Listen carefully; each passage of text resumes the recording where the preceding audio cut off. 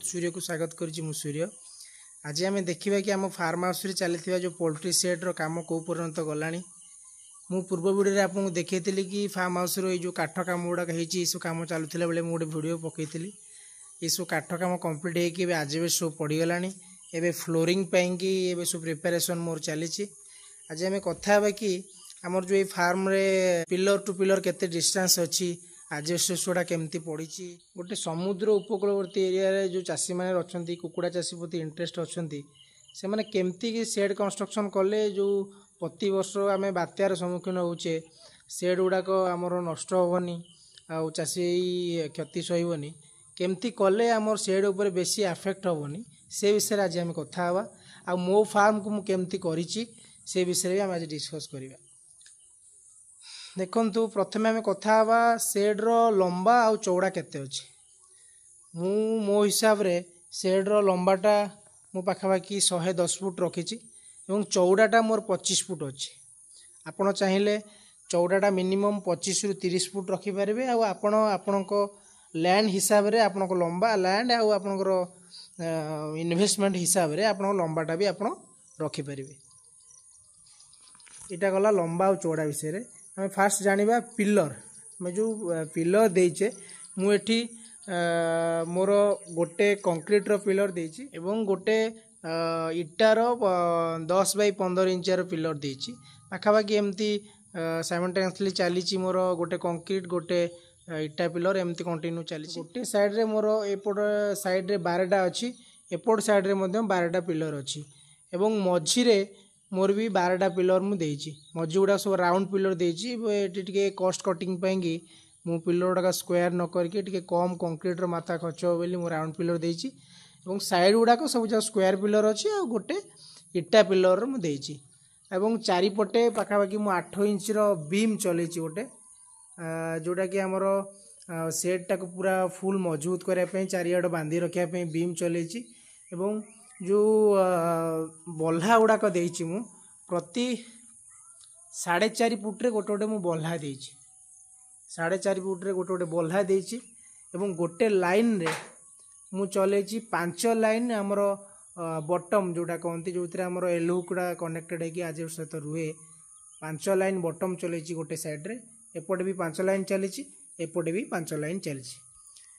एवं सब बल्हा गुड़ाक आम देखीचे प्राय फार्म गुड़ाक बल्हा गुड़ाक किसी वर्ष पर दबी जाए। बल्हा गुड़ाक एमती बेंड हो जाए आजबेस्ट जो पानी खाई बेसी वेट हो जाए कि पुराणा हो जाए बल्हा गुड़ाक ये सेंटर पाखुर एम दबी जाए। ये सेंटर गुड़ाक नदेवाई प्रति बल्हारे गोटे बल्हार गोटे बल्हा पर्यंत एमती कनेक्टेड है कि मोर गोटे पेटी जोटा को आम कौचे गाँ भाषा एमती गोटे पेटी टाइप रो क्रॉस टाइप रो दिखाई और से क्रॉस गुड़ाक सपोर्टेड पाई गोटे गोटे एमती सपोर्टिंग भी लगी जहाँफल कि आमर यहाँ बल्हा उपर विशेष प्रेसर पड़ोनी आ बेसी पुराणा हेले भी आम मझी जो दबिकी आजबेस्टर क्रैक आसे से क्रैक रो समस्या भी आसब ना। देन ये गोटे मुठी सेंटर रे भी फार्म रो दीटाक पूरा मझी पर्सन भितर मु गोटे एमती देची गोटे निमटाल चलेकी एठी भी गोटे आमर महुड़िया करिछि जोटा कि यहाँ भी आप नकले 110 फुट भितर मझीटा नकले भी किसी असुविधा नहीं।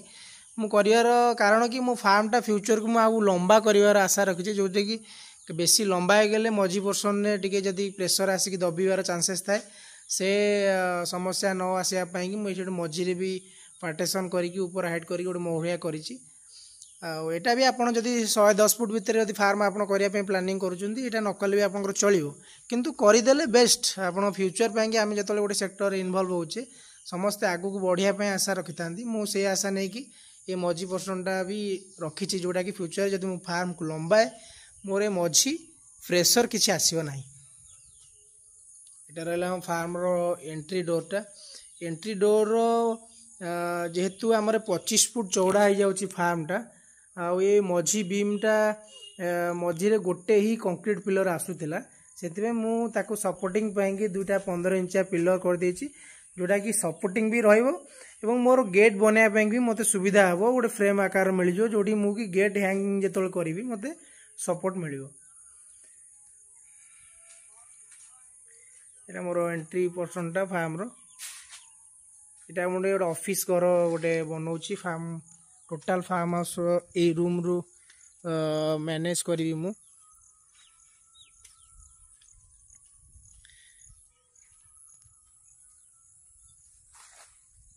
एटा देखुते मो फार्मटा आमती से जो कदली लगी मोर कदली फील्डटा यहाँ अच्छी सेपटे भी मोर थाईलैंड एप्पल बेर सेड अच्छी सेपटे भी मोर गोटे पोखरी अच्छी तो एमती पाखापाखि 3.5 एकर एरिया रे गोटे फार्म हाउस एवं तैयारी करुच्ची तार कंस्ट्रक्शन एवं चली मोर ऑफिस रूमटा आ ऑफिस रूम रु मो फार्म को देखापी कि गोटे भी एटी गोटे रखी देखापी कि जोटा कि मो ऑफिस रे मो भितर बसिकी भी टोटाली फार्म रे भितर कौन सिचुएशन अच्छी मु जांच कर पारिबी।